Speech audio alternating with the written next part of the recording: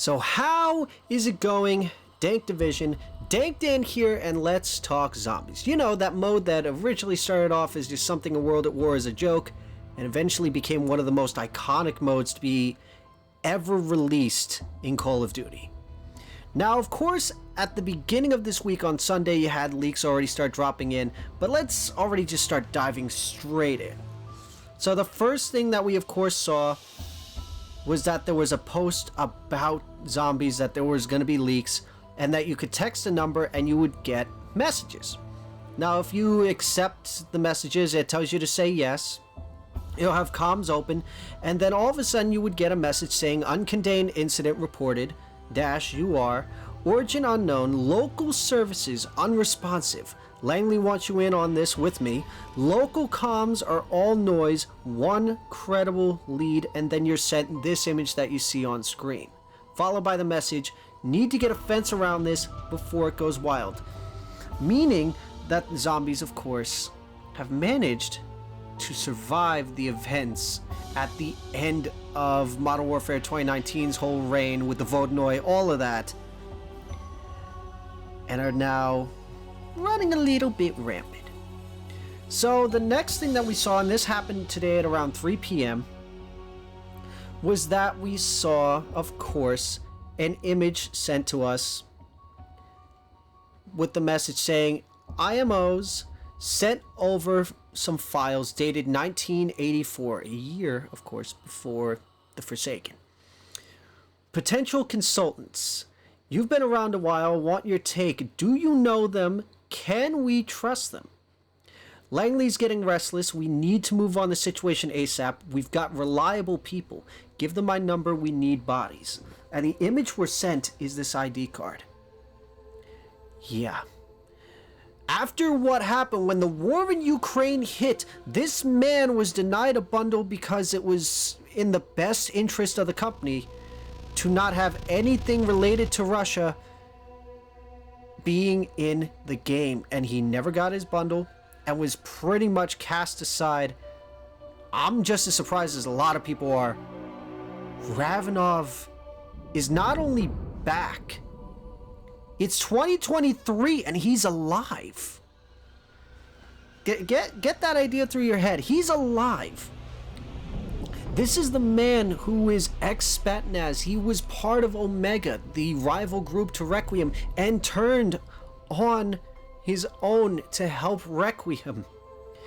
But that now begs a lot of questions.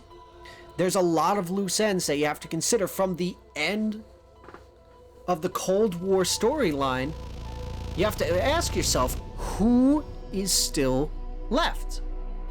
Now, of course, the obvious one would be the director, which, speaking of which, if you send the text message to that wonderful little number, which I'll leave in the comment section down below, if you text Requiem to that number, you get a note that says, to all personnel, and there's a typo, which means, of course, Richtofen can't spell for shit.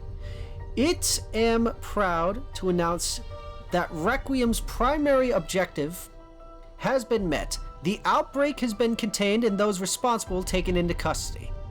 Effective immediately, Requiem is dissolved. Please report to your supervisor for sanitation procedures and exit interviews. Signed, the director, June 11th, 1985. Meaning he puts the blame of the outbreak on all the members of Requiem who know the truth. Keeps it to himself, and of course, this leaves Richtofen to pretty much have free reign and do whatever the hell he wants. So that begs a question. Is Richtofen still alive at this point? Because right now we have Ravenov. There's the potential of Richtofen. We have it that if Peck is still alive, that we're going to have the field day that 5 years later, after the events of the Forsaken, that he goes off into the middle of nowhere looking for old friends. And that'll beg the question of what exactly we'll see, but who knows? But then there's my big question. What about Sam? Last we see of Sam, she goes back into the Dark Aether portal and we watch the Forsaken get sucked up. If Sam is still alive in the Dark Aether, she will have been there for 38 human years, which translated to Dark Aether is, oh, I don't know, 380 years. Keep this in mind. After 500 years of Zykov being in the Dark Aether, he became a god and became the Forsaken. Sam, having only spent a minimal time in there, gained powers that were similar to the powers that she had back in the Aether story, and seemed to have memories of a previous timeline. So that begs the question, if she's in there for 380 years, 380 years to be corrupted by the Dark Aether, will she be corrupted like she once was in the Aether story? And if she breaks free from the Dark Aether, what hell could await us? Because we've seen what Samantha Maxis turned evil is like, and we've seen that in the Aether story, and that's not a pretty picture. But with that being said, I want to hear in the comment section down below what you guys think. Do you think there are any other loose ends that could play an effect from Cold War going into Modern Warfare 3 Zombies?